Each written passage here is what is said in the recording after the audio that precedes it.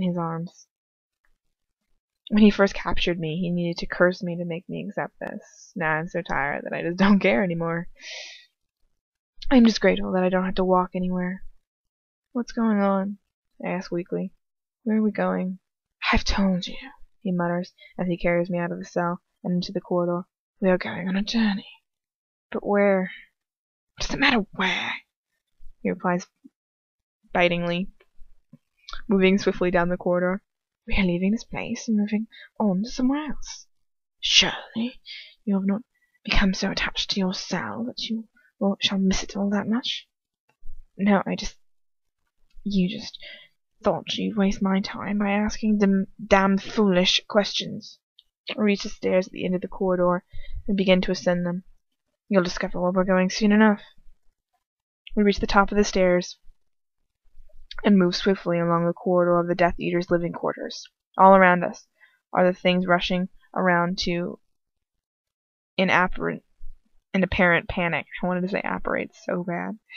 Collecting their belongings and running towards the great hall. What's going on? I ask again, but my throat is so dry that my voice comes out in little more than a whisper. I don't think he heard me. Either that or he's ignoring me. We stop for a moment outside the door, which Lucius opened with his wand before summoning a small but full bag towards us. He manages to catch hold of it without letting me go before heading off to the main hall. We eventually make our way through the various doors and passageways that lead us to a shack we entered through so long ago, and I feel myself ready to cry with happy relief as we emerge into open air, away from the endless horrible, awful prison. I feel fresh air hit me like a cold wind. The trees are dense above my head, and Lucius has to cast lumos to be able to see properly, but I can smell that it's nighttime. The air has a slightly damp, cold smell of after dark. Freshly cold air stings my eyes and fills my lungs. I'm overwhelmed by feelings I thought I'd never experience. I never thought I'd experience again.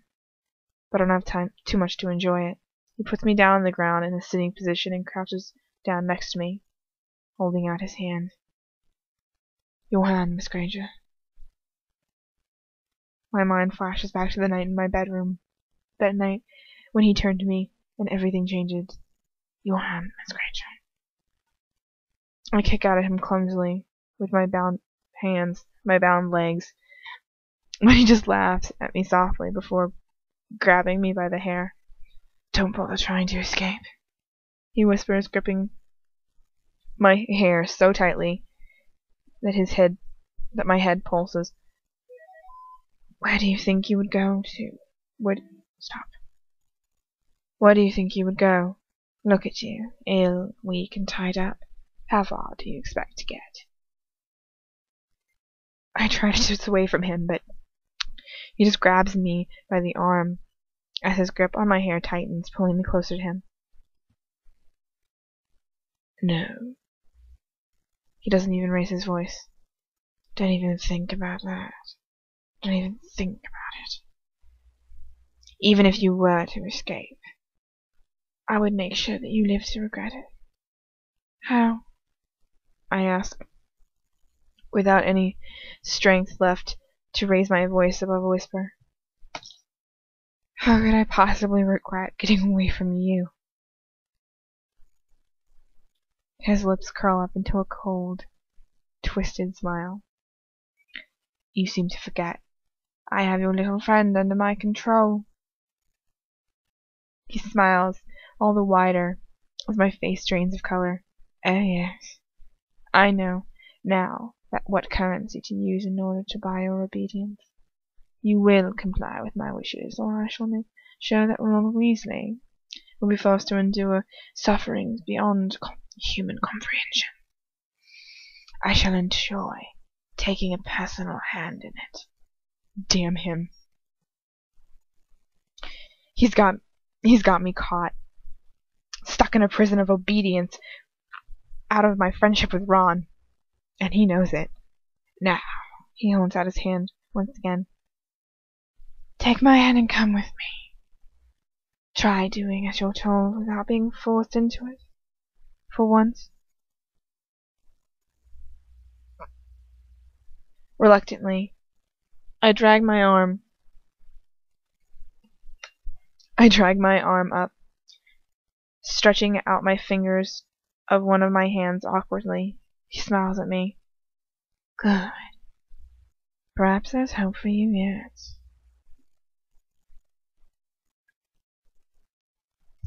Reluctantly, I drag my arm up, stretching out the fingers of one of my hands awkwardly. He smiles at me. Good. Perhaps there's hope for you yet. He slowly, deliberately slides his hand into mine, wrapping his fingers around my own. I shiver involuntarily at his touch, and the last thing I see before we apparate together is his pale face sneering back at me. We emerge from the tiny, airless, cramped space, apparition pressing into you into, and he stands up.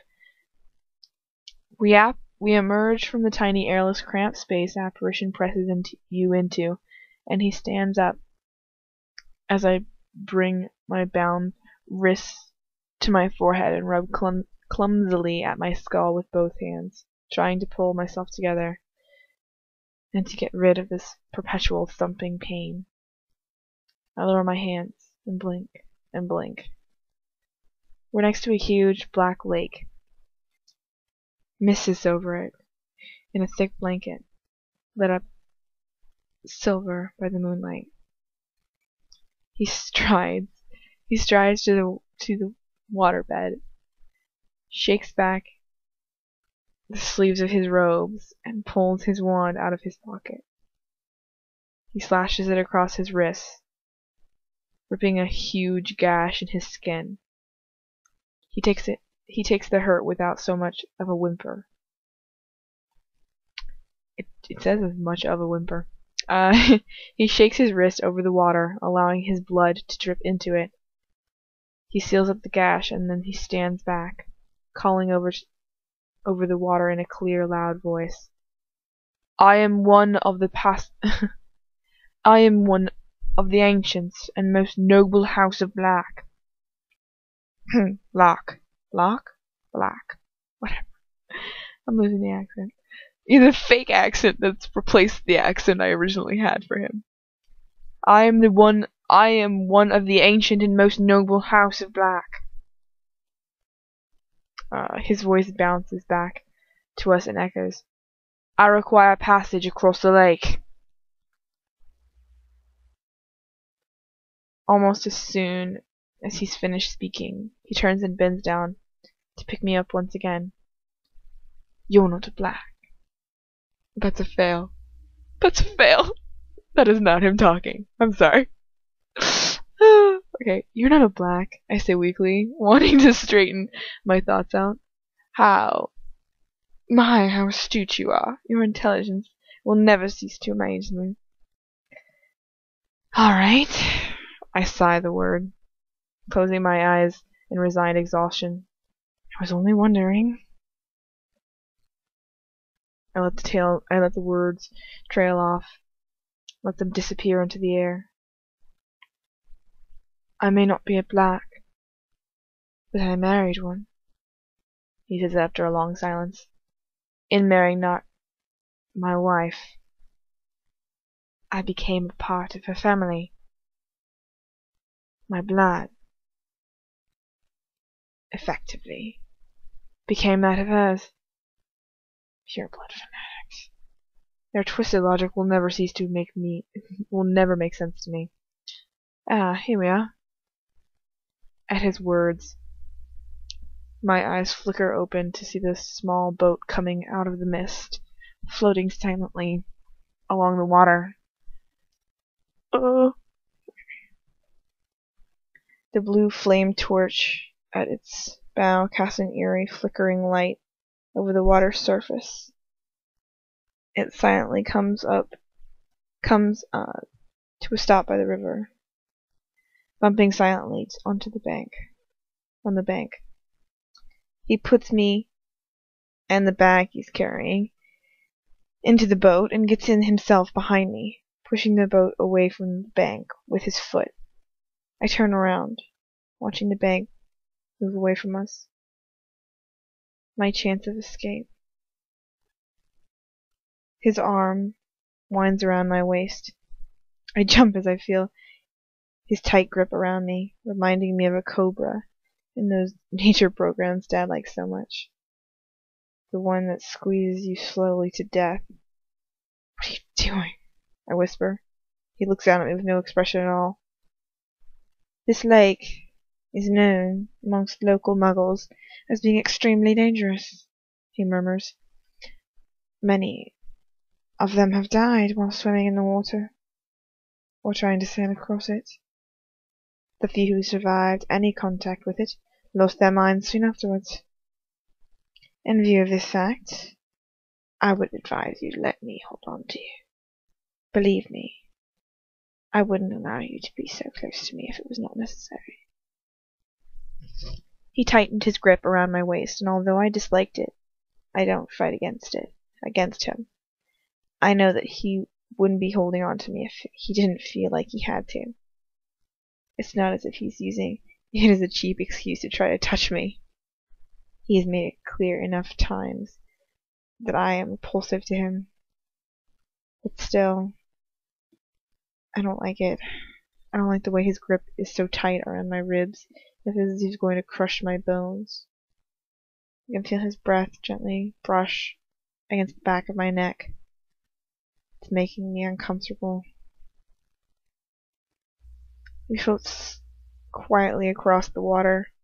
The boat creates ripples across my still, glassy surface of the lake. The moonlight adds shards of silver to the deep blue. It's so tranquil and serene. It couldn't seem less dangerous if it tried. You don't need to hold on to me, I say quietly. There's nothing here. I look up at him. He continues to look out over the water. They might, if we are lucky, remain dormant due to my presence on the boat. But wait, shh! His voice cuts across mine, harshly stopping my words dead. It would not be wise for you to alert them of your existence. I don't get it, damn you! Can you for once, do as you're told? That was horrible, Lucius. I'm sorry. I'm messing up. Okay. Damn you. Can you for once do as you're told? He hisses, struggling to keep his voice down. I'm not saying this for my benefit. If you know what's good for you, you'll keep your damn mouth shut. I clamp my lips together at that, and that there's no point in pushing it. Something's worrying him, and I'm not going to bring any more trouble upon myself. We sail quietly across the river, across the water, and his grip on me remains tight, although nothing seems to be happening. I can feel the iron strength of his arms through the layers of robes between us. I let my eyes float across the water, taking in the darkness of a surface broken with ripples of silver. Occasionally I think I can see something moving beneath the surface. I can see strange glints of light, or an odd little movement, or something indistinguishable under the dark face of the water. A horrible thought comes to me, a memory of Harry telling me about a cave by the sea, the water teeming with the dead. There aren't inferi in here, are there? I whisper, trying to ignore the panicky, squashy feeling deep in my stomach. No.